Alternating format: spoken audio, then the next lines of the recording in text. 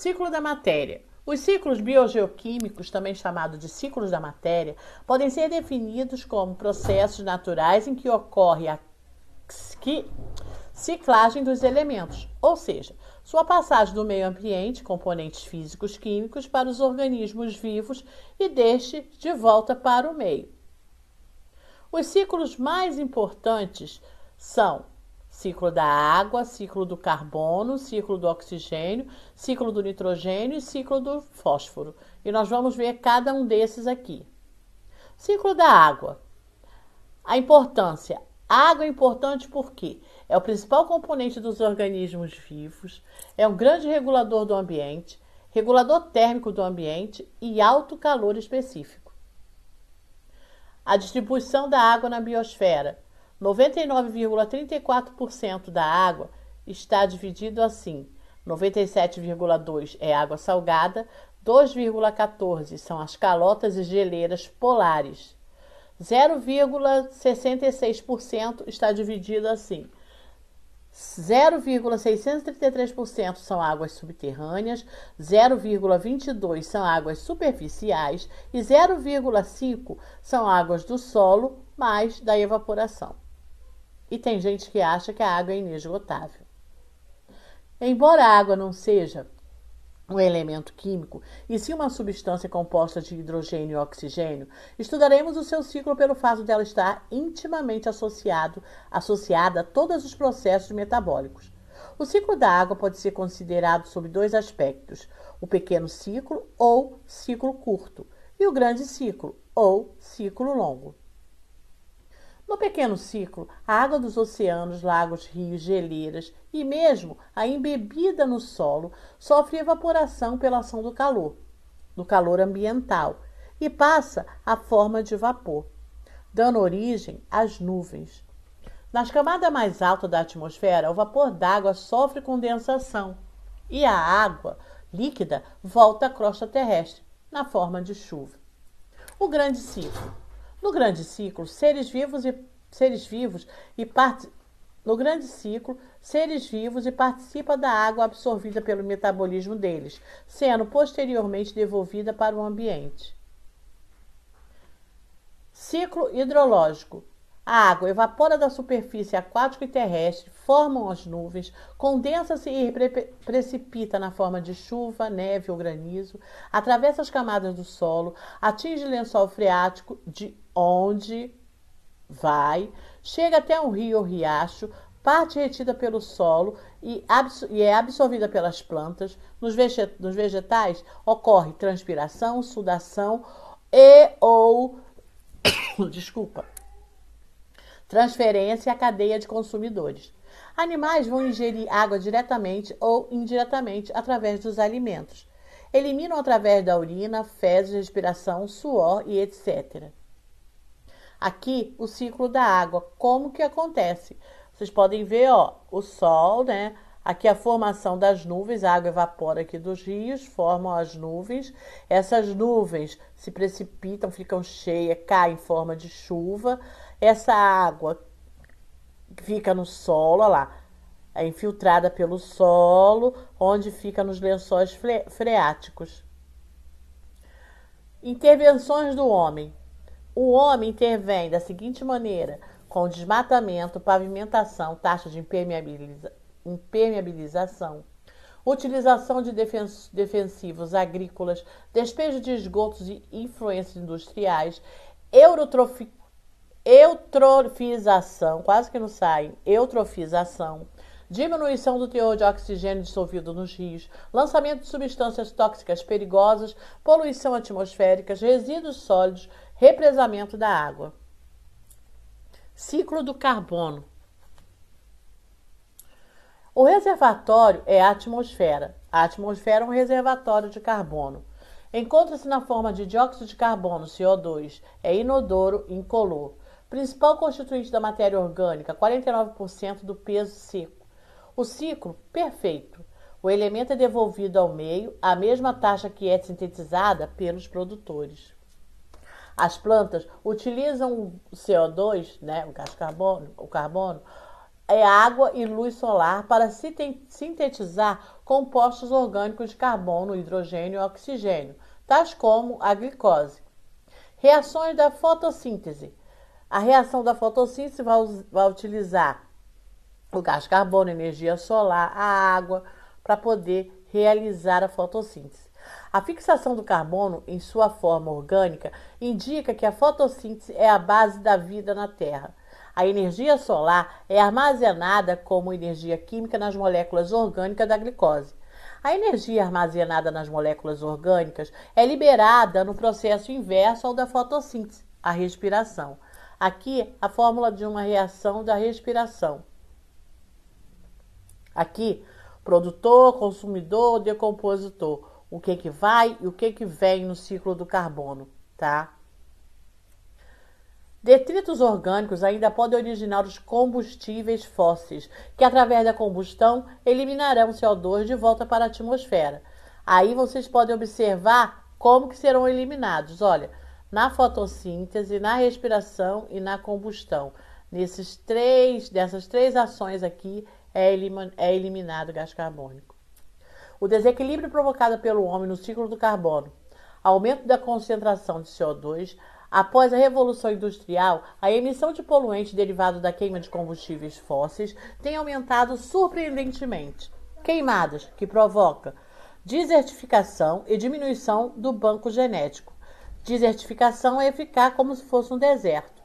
Diminuição do consumo de CO2 pelo petróleo derramado pelos oceanos, que provoca morte do plâncton pela obstrução da passagem da luz e pelo desmatamento.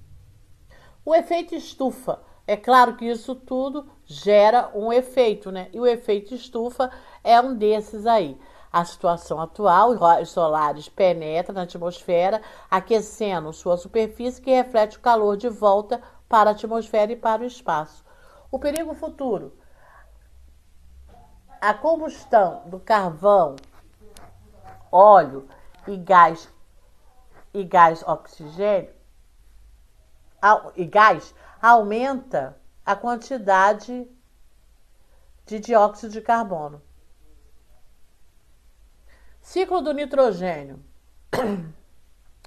O ciclo do nitrogênio constituição das proteínas e ácido nucleico. Assim como o do carbono, é um ciclo gasoso. Na atmosfera, cerca de 78% do ar é formado por nitrogênio livre. A maioria dos seres vivos é incapaz de aproveitá-lo no seu metabolismo. Os únicos seres que fixam o nitrogênio são as bactérias, as cianobactérias, adaptação enzimáticas. São os únicos que aproveitam o nitrogênio. O nitrogênio desempenha um importante papel na constituição das moléculas de proteínas, ácido nucleico, vitaminas, enzimas e hormônios, elementos vitais aos seres vivos. Com a explosão da população após a Revolução Industrial, melhoras na produção de alimentos passou a ser urgente. Com isso, novas técnicas de plantio e uma melhor adubação passou a ser fundamental. No ciclo do nitrogênio existem 4 mecanismos diferentes e importantes: fixação do nitrogênio atmosférico em nitrato, fixação biológica, fixação física e fixação industrial. Na nitrificação, acontece a nitrosação e a nitrastração, amonificação e desnitrificação. Quase que não sai, bonitos nomes. Etapa do ciclo de nitrogênio. Seu ingresso no mundo vivo ocorre graças à atividade dos micro-organismos fixadores, como as algas azuis, algumas bactérias que o transformam em amônia. No processo de nitrificação, outras bactérias transformam a amônia em nitritos e nitratos. A amônia e nitritos são utilizados pelos vegetais para elaboração de compostos orgânicos nitrogenados, que serão reaproveitados pelos animais. Bactérias mineralizam moléculas orgânicas, retirando o nitrogênio dessas moléculas na forma de NH3 ou NH4, em um processo chamado amonificação. O ciclo fecha-se a partir da atividade de certas espécies de bactérias que efetuam a desnitrificação e devolvem nitrogênio molecular, N2, para a atmosfera. Aqui o processo de agentes do ciclo do nitrogênio. O nome do processo é fixação, amonização, nitrosação, nitração e desnitrificação. E o que acontece? O ciclo do nitrogênio, como acontece aqui, ó, a fixação do nitrogênio, geralmente nas plantas, tá? Ó, de novo. A aplicação do ciclo do nitrogênio é aplicado para adubação verde, rotação de cultura e culturas consorciadas. Processo de eutrofização. Enriquecimento das águas com nutrientes essenciais como nitrogênio e fósforo. Leva ao desenvolvimento excessivo do fitoplâncton. Esses, quando começam a morrer, faz com que decompositores aeróbicos aumentem em grande quantidade e consumam todo o oxigênio da água, levando à morte os aeróbicos, além de ocorrer a liberação de H2S e CH4. Ciclo do oxigênio. O oxigênio molecular, indispensável à respiração aeróbica, é o segundo componente mais abundante da atmosfera, onde existe na proporção de 21%. Lembrando que na composição dos gases do ar, o nitrogênio é o que tem maior quantidade, 78%, e o oxigênio, apenas 21%. O oxigênio teria desaparecido da atmosfera se não fosse contínuo reabastecimento promovido pela fotossíntese, principalmente do fitoplâncton marinho, considerado o verdadeiro pulmão do mundo. O oxigênio pode ser consumido na atmosfera através das seguintes vias: atividade respiratória de plantas e animais, combustão, degradação, principalmente pela ação de raios ultravioletas com formação de ozônio, combinação com metais do solo, principalmente o ferro, formando óxidos metálicos. Aqui o ciclo do oxigênio, como é que acontece? Acontece a oxidação, que é a ferrugem, nós temos produtor-consumidor, faz também a combustão e participa também da fotossíntese, respiração, formação de ozônio, oxidação e combustão. Ciclo do fósforo. Não existem muito compostos gasosos de fósforo e, portanto, não há passagem de fósforo pela atmosfera.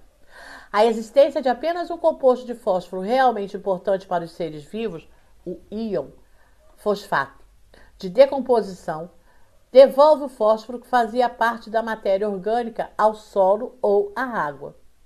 As plantas obtêm do ambiente absorvendo os fosfato dissolvido na água e no solo. Os animais obtêm fosfatos na água e no alimento. Devolvido na decomposição e nas fezes, uma parte do elemento recicla-se localmente entre o solo e as plantas, consumidores e decompositores em uma escala de tempo relativamente curta. Outra parte dele é arrastado pelas chuvas para os lagos e mares, onde acaba se incorporando às rochas. Só retornará mais tarde quando essas rochas se elevarem e na superfície forem decompostas e transformadas em solo. Exercícios do livro. Vou ficando por aqui. Fiquem com os exercícios do livro da página 600. Eu vou botar lá no Classroom. 629, 630, tá? Fiquem com Deus. Até a próxima aula. Se cuidem. Tchauzinho.